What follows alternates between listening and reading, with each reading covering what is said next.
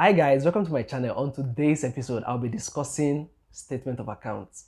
Now, it could be either 3 months or 6 months, but I'll be explaining how to build a good statement of account. Before I proceed, please kindly subscribe to this channel, click on the notifications icon so that every time I make a new post like this, you'll be the first to get it. It's sent to send you a notification telling you that I've made a new post, and that way you won't be missing my post. Now, let's get into it.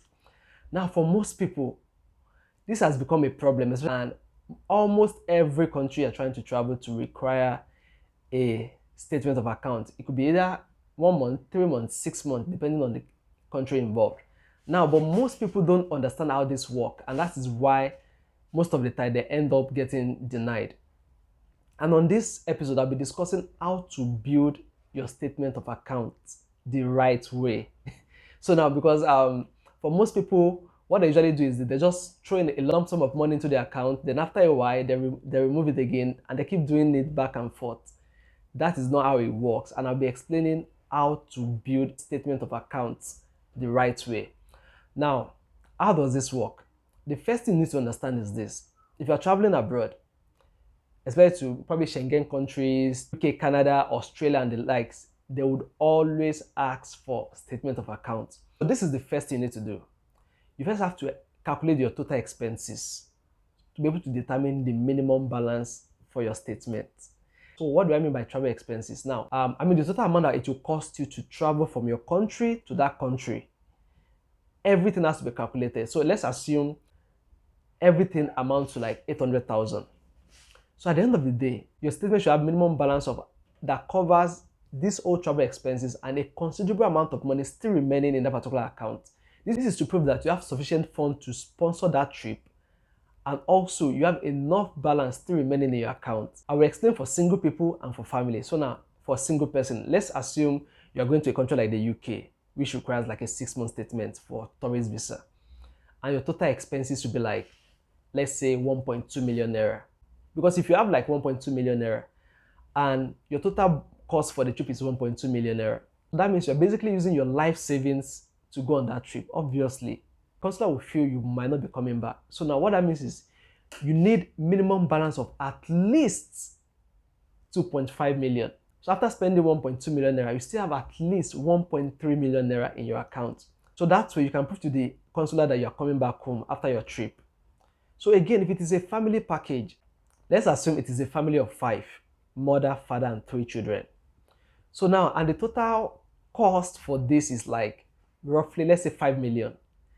Cost for hotel, feeding, vacation, flight, and every other thing. It will cost you, let's say 5 million. You should have minimum of at least 7.5 million naira in your account, so that at the end of the trip, you still have at least 2.5 million. So it is always better to have excess funds. So for example, if you are going on a vacation with a family of 5 and the total package will be like 5 million, you should have like at least 10 million. That way, you can prove to the embassy that, oh, I have enough money sufficient to cover the whole expenses for this trip and still excess in my account. So now this is basically how it works. Now, how do you build this account? Now, this is where many people get it wrong. So let's assume you are planning to travel in July 2022, and this is January 2022, and your total cost for travel will be like, say, 5 million.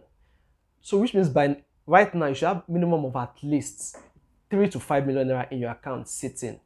Then every other month you must be adding minimum of, say, 1 million to 2 million in that particular account. So at the end of, so by June, July, you already have a minimum of at least 8 to 10 million naira. Note this: you can't be taking out and removing that money. See, so this is what most people do. By January, they put in like 3 million. Then maybe third week in January, they remove the 3 million. Then by February, they put in another like 5 million. Then maybe after a few days, they remove the money. Then by March again, they put in another like 20 million. Then after a few days, they remove it again.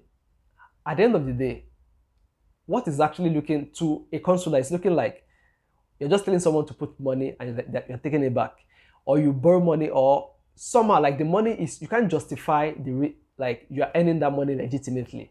And this is why the money must be in your account for that 6 months period. not taking and removing. So before the start of the, let's say in January, for example, you have like 5 million naira and your total expenses for the trip is like 5 million, or let's assume you have 3 million. But every other month, you must be adding money into that account so that at the end of the 6 months, you have enough money to sponsor your trip and excess money will still be in your account after the whole trip. So now this is the best way to build your 6 month or your 3 month statement. You have to leave the money consistently for the number of months. So, but that doesn't mean you can't take money from the account. But again, if you have like 5 million, obviously, or you earn like 2 million every other month, the consular expect that, okay, you'll be making some expenses. But again, at the end of the day, it doesn't mean you should not be taking out all the money month in, month out. Yes, you can take in like 200, 300, 100,000 from that lump sum, but not taking the whole money every other month. You should still have a considerable amount of money present in that account. So now this is the best way to build a statement. People that are traveling through invitation, now again, you still need this 6 month statement. Yours might be a little bit different from people that are that are self-sponsoring. Now for people that are going through invitation, now your case is a little bit different. You require as much fund as people that that are sponsoring themselves, but however, you still need to provide 6 month statement. You have to be able to prove that even though you're not the one sponsoring this trip, you still have something to fall back home. So not traveling because you don't have anything to do. Like you have a job in Nigeria, you're probably traveling, to visit your family or your friends, and they're the one responsible. But again, you have to provide 6 month statement. Even though the fund would not be as huge as someone that is sponsoring themselves, but you still need to build that statement for a period of 6 months. Now, this is the right way to build 6 month statement for any of the embassies. If you find this useful, please don't forget to share. Click on the thumbs up button, and again, don't forget to subscribe. I'll see you next week. I'll be making videos like this every other week. Now, see you next week. Bye.